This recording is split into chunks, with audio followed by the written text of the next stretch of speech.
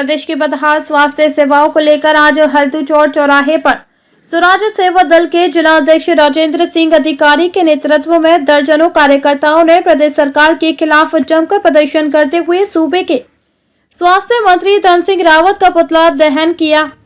साथ ही मुख्यमंत्री के नाम रजिस्ट्रार कानून को मोहित बोरा को ज्ञापन सौंपा, जिसमें उन्होंने चेतावनी दी है कि अगर जल्द ही प्रदेश की स्वास्थ्य सेवाओं पर ध्यान नहीं दिया गया तो स्वराज सेवा दल पूरे प्रदेश में उग्र आंदोलन को बाध्य होगा, जिसकी जिम्मेदारी शासन प्रशासन की होगी। बताते चले कि हल्दूचौड़ चौराहे पर प्रदेश की बदहाल स्वास्थ्य सेवाओं को लेकर एकत्रित हुए स्वराज सेवा दल के कार्यकर्ताओं ने जिला अध्यक्ष राजेंद्र सिंह अधिकारी के नेतृत्व में प्रदेश सरकार के खिलाफ जमकर नारेबाजी की।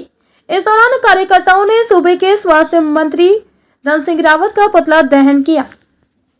इस दौरान जिला अध्यक्ष राजेंद्र सिंह अधिकारी ने कहा कि प्रदेश की भाजपा सरकार ने प्रदेश में स्वास्थ्य सेवाओं को पूरी तरह बर्बाद कर दिया। आज अस्पतालों में अराजकता की स्थिति है, मरीजों को न इलाज मिल रहा है और न दवा। वही मरीजों और तीमारदारों के साथ अभद्रता आम बात हो गई है। सरकारी अस्पतालों में सरकार की कार्रवाई कहीं नजर नहीं आ रही है।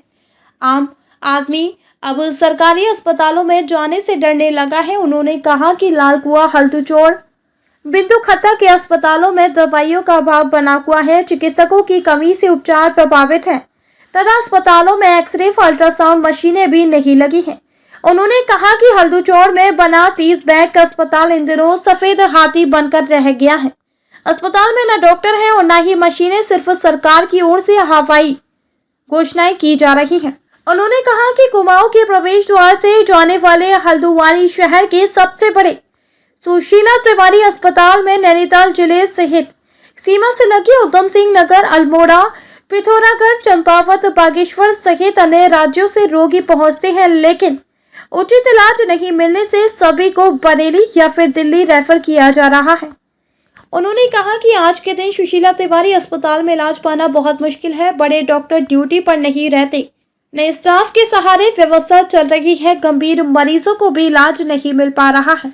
ज्यादातर बाहर से ही दवाइयां मंगाई जा रही हैं। उन्होंने कहा कि भाजपा सरकार में प्रदेश की स्वास्थ्य सेवाएं पूरी तरह चौपट हो गई हैं। इस मौके पर उन्होंने मुख्यमंत्री के नाम रजिस्ट्रार कानून को मोहित बोरा को ज्ञापन सौंपा, जिसमें उन्होंने चेतावनी दी है कि अगर जल्द ही प्रदेश की स्वास्थ्य सेवाओं पर ध्यान नहीं दिया गया तो स्वराज सेवा दल पूरे प्रदेश में उग्र आंदोलन को बाध्य होगा, जिसकी जिम्मेदारी शासन प्रशासन की होगी। लालकुआं से संवाददाता मुकेश कुमार की खास रिपोर्ट।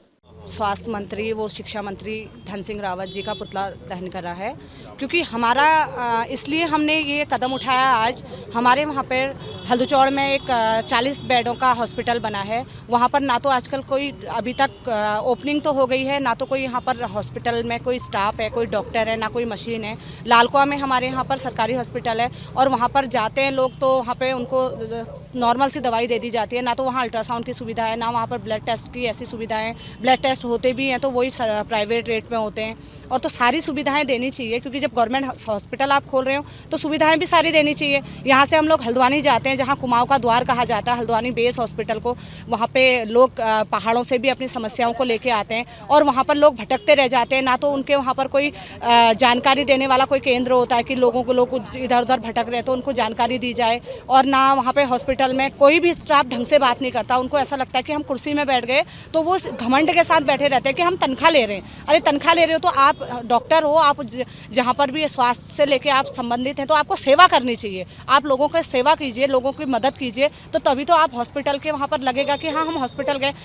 धन सिंह रावत जी से हम यही कहना चाहते हैं, आपने हॉस्पिटलों की सुविधाएं, अगर बड़ी बड़ी बिल्डिंगें आपने बनाई हैं तो उनमें सुविधाएं भी आप दीजिए ना, मशीनों की सुविधाएं आप दीजिए, डॉक्टर वहाँ पर आप बैठाइए, स्टाफ वहाँ पर पूरा स्टाफ हो। लोग बेरोजगार बैठे हैं, नर्सिंग करके ये सारी चीज़ें करके लोग कोर्स करके बेरोजगार बैठे हैं और यहाँ पर स्टाफ ही नहीं होता इन लोगों के पास। स्टाफ की कमी, हर क्षेत्र में स्टाफ की कमी, हर हॉस्पिटलों में स्टाफ की कमी रहती है।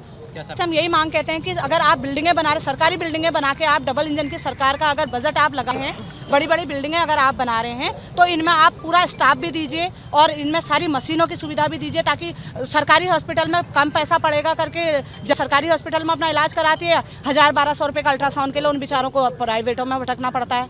तो सारी सुविधाएं होनी चाहिए ना, ECG वहाँ होना चाहिए, अल्ट्रासाउंड वहाँ।